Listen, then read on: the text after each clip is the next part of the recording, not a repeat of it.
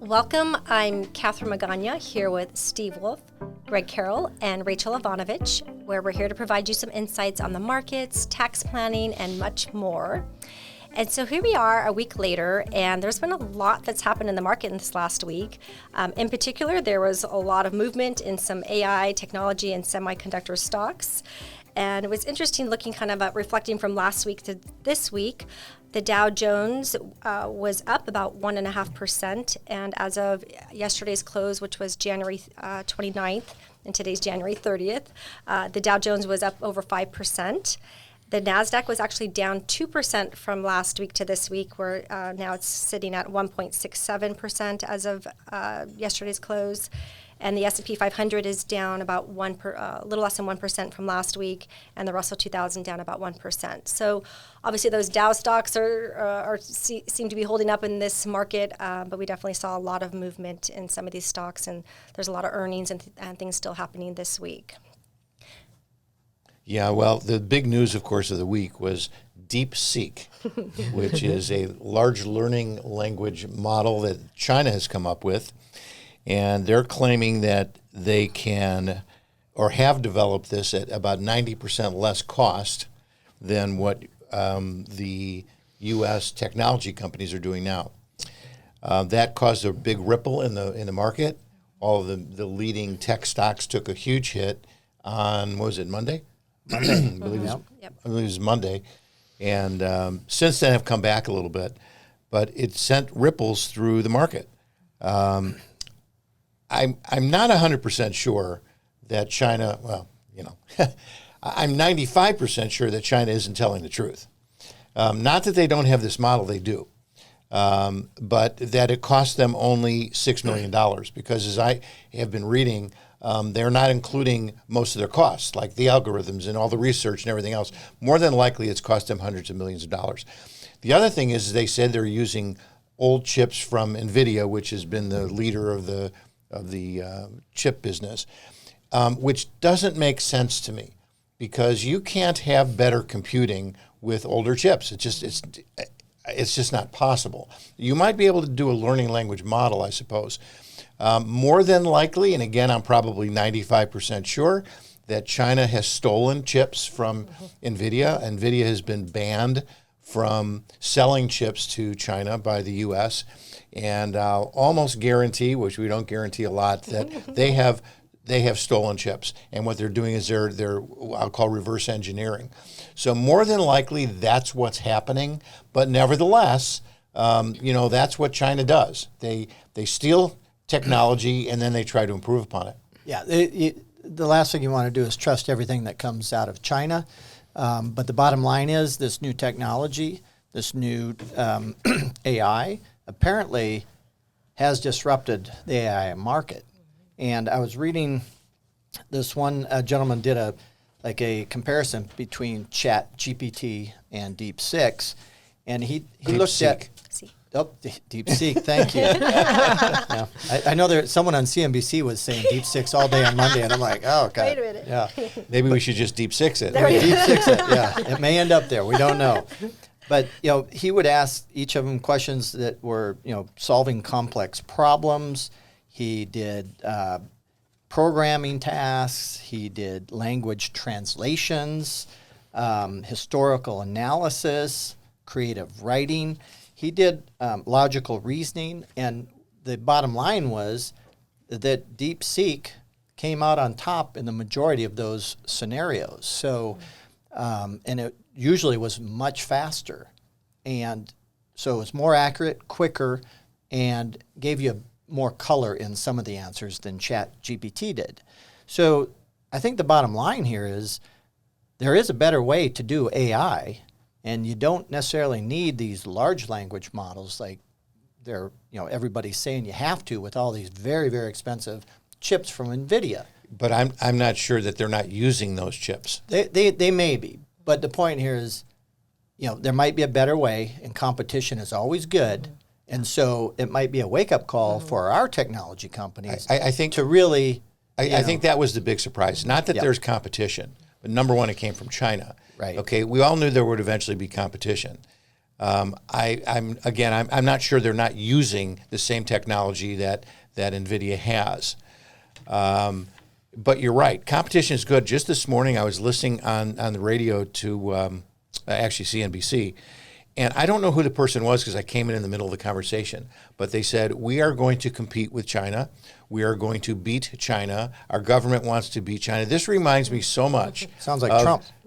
Well, this reminds me so much of the 1960s when Kennedy said we're going to beat Russia to the moon.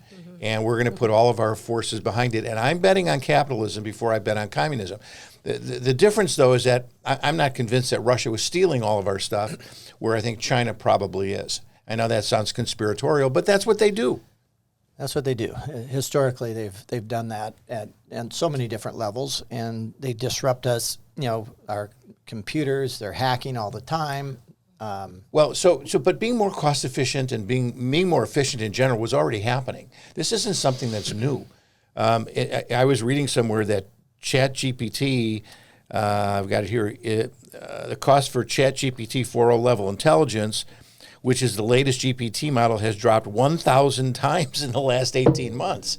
So 1,000% then, or 1,000 times. So times. Yeah. So it's cut in half. Cut in 1,000th. Yeah. Okay. But remember, I mean, the cost, I don't know what the cost was then. It could have been, $20 million.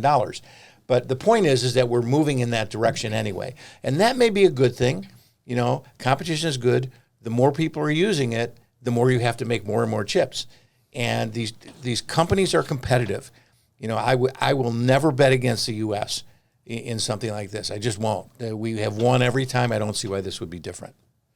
Some other things that have come across this week is the U.S. GDP, which is the gross domestic product, which values goods and services.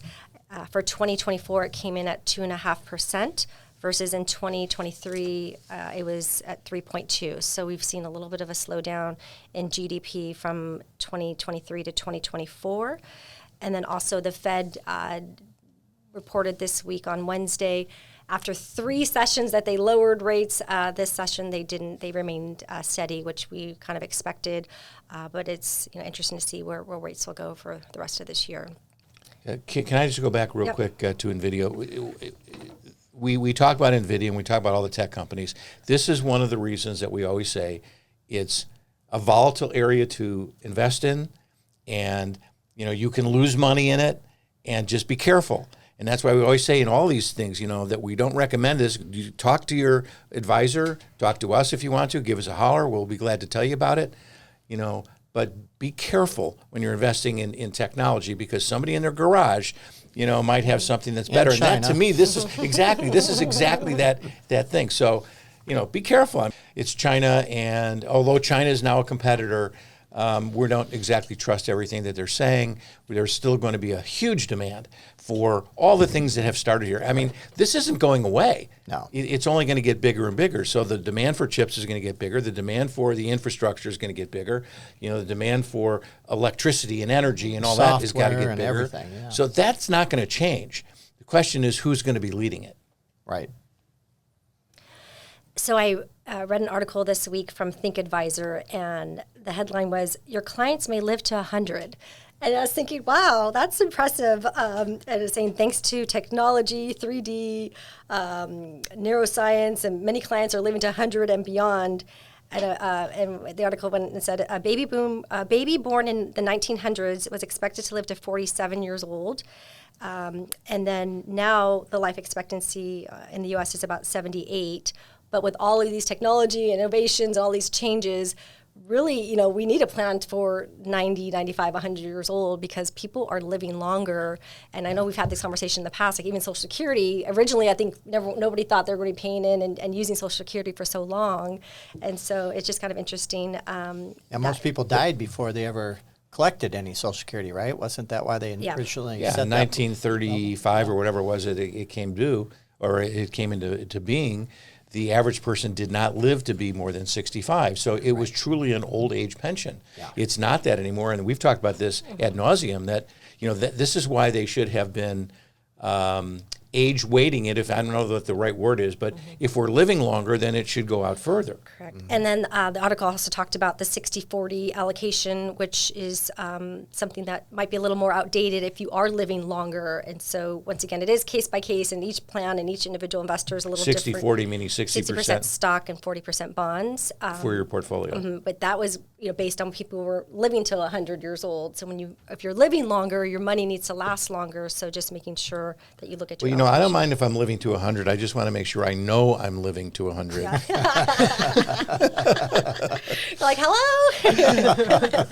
And then the other thing that got brought up was with kind of legacy planning and inheritances, and that some families that maybe were passing on houses down the line, like when they're 90, 100 years old, are now passing off these investments to those that are 70 or 80 years old, their kids, versus if they were only living to 60 or 70, then when their kids were younger, they could use those resources. So just something to think about as we're aging and planning, and we're dealing with clients that are in retirement or phasing into retirement, that it's not a one size fits all. It's very specific and detailed to each individual investor. That living to 100 also takes us back to AI. Yeah, what AI is doing in medicine, which has always been my biggest reason for really thinking this is going to be great, is, we talked about this, I think, last week about, just cancer. Yeah. They're talking about having things that just go in, kill the cancer cells, and they're gone. And the good cells stay, and we're going to be living longer again because of medicine. I think that's why we're living longer now anyway. Everyone says how bad our medical system is and our healthcare and all that, yet we're living, what did you say was 47 from if you were born in 1900, and today it's like 80. Yeah. Something happened. Something changed, yes. And I'm sure it wasn't our diet, because I think our diet stinks, all the processed food we eat. So. Yeah, that's horrible. But we love it and we eat it. So So talking about horrible things, I'm going to bring up taxes. That was my segue. You said yes, horrible. I was been waiting for this part of our. Been waiting for this part of our program. Come on! Everybody wanted to know about taxes. So tax season kicked off on Monday. So you can officially e-file your return now, and there is a deadline tomorrow, the 31st of January. It's one of the first deadlines of the year. So let's just say you have rental properties. Maybe your parents moved into a facility, you rented out their home. One thing that a lot of people forget is you have to issue 1099 forms if you are paying for services on those rental properties. So for instance, you have a gardener, or you have a housekeeper, maybe it's a short-term rental, or if you're masseuse. Exactly. That's a great idea. Yeah, my personal chef. We should have one for the office. There you go. So best practice before you pay said individual or company, make sure you're giving them a W-9. Have them fill it out. You can Google W-9 form and have them fill out their name of their company, their address, their tax ID. Have them sign it and give it to you, so that you actually can issue that 1099 when it comes time to be tax time, because you definitely want that, because you want the deduction. Yeah, and tomorrow is the deadline, so you may not, tomorrow the 31st, you may not be listening to this until after the 31st. If you miss the deadline, you still should issue the 1099. The penalties are very, very, very small in relation to what can happen if you deduct it and don't have the 1099 form. I'd like to know how many of the politicians who wrote this into law actually have a 1099 for their garden, for their housekeeper, for their masseuse. Masseuse. Yeah, probably none. Yes. That's it in the tax world? There's all sorts of things going on in the tax world, but we're not going to go down that path yet. Okay. I've done this for 25 years now, and what I'm seeing is it doesn't make sense to start talking about the tax law changes until they happen, because there's so many things that could happen. It's already complex enough. New administration and different. And you don't want to get your hopes up. Yeah, exactly. I don't know. We're still holding out on the Social Security benefits not being taxable for this season. Might happen. They might make it retroactive. Yeah, we haven't heard anything more on that. Haven't heard anything, but. Or the tips. Or overtime pay. Those are three of the things that we were really hoping, the tax community was hoping would make retroactive to the beginning of 2024, and then the IRS just changes all the forms going forward. So we may have new tax forms in February or March. Really? It has happened. I still would like to have, just 20% across the board. That's it. We're done. Well, I've heard rumors that they might scrap the tax code altogether. So we'll see. Somewhere in the middle there, I'm sure we'll end up. I would be willing to bet you whatever you'd like to bet. Not $1. Yeah, not that it's $1 legal in hair. California. But $1 hair. $1. I would be willing to bet you that they're not going to scrap the tax code. Now they may change it, but I'm there with you. So, and they're going to get the tax dollars. I mean, we were just talking about this before we went on the air here, or whatever we're on. Was that I just read an article that they're going to scrap the tax code, and I was like, good thing I'm working with you guys now. I'm out of a job. But no, you were talking about someone who's living in Texas and doesn't pay any income tax, but if they move to California, it's possible that they actually could pay less in taxes. Yes. So because the sales tax is higher, they have to recoup the money somewhere, and the property taxes are higher, and there's taxes somewhere. There's no limit that property taxes go up every year in certain states, and therefore you may end up paying more tax even though you move to a state that has no income tax. I wonder if we could just start our own country somewhere and have no tax. Go buy an island. There you go. Like Hawaii or something. Could have one golf hole on it. It'd be very I think small. Hawaii island. has a flat tax. I know, but we're talking about buying an island. 5% maybe. Oh no, Hawaii actually is taxed a lot, as I understand it. It's not, and everything's expensive there because to get anything there is expensive. I think their sales tax. Is high. Yeah. So, well, the government's going to get taxes one way or another. They've never heard about cutting. I guess that doesn't work. So. They only go one way. Anyway, anything else going on that we should know about? I know DeepSeek is the big story of the week. Let's see how this plays out over the next few months. Microsoft came out with earnings yesterday, and someone Tesla. else. I think Apple's later today. Who is? I think Apple's reporting Is later Apple? today. Okay. Yeah. So I mean, interesting. You might want to read what they're saying about DeepSeek. Well, they've got an AI that's supposed to be coming out in the spring. I who's believe. they? Apple. Mm-hmm. Apple. So part of their, new platform is supposed to, I forget what they call it, but it'll be interesting. I mean, they kind of slow rolled things with this AI, waiting for things to transpire and see what's out there. Maybe, they played it smart. People thought they were behind the 8 ball. Maybe, they just didn't want to spend all that money up front and see if there's a better way. Who knows? So a lot of companies are going to be, looking at things a little bit differently. So I think it'll be good in the long run. I actually think it's a good thing. I think competition is always good. 100%. It will bring out probably the best, hopefully, in our companies and show why American ingenuity is where we are. So we'll see. All right. Well, thanks for listening to us this week. We'll see you next week. Take care, everybody. Thank you. Thanks. Please stay tuned for important regulatory disclosures. WWM Financial is an SEC-registered investment advisor. The opinions expressed in this program are for general informational purposes only and are not intended to provide specific advice or recommendations for any individual or on any specific security. It is only intended to provide education about the financial industry and how we may be able to assist. To determine which investments may be appropriate for you, consult your financial advisor prior to investing. Any past performance discussed during this program is no guarantee of future results. As always, please remember, investing involves risk and possible loss of principal capital. Tax considerations presented may not be appropriate for every individual circumstance. A tax professional should be consulted before making any decisions about your tax liability.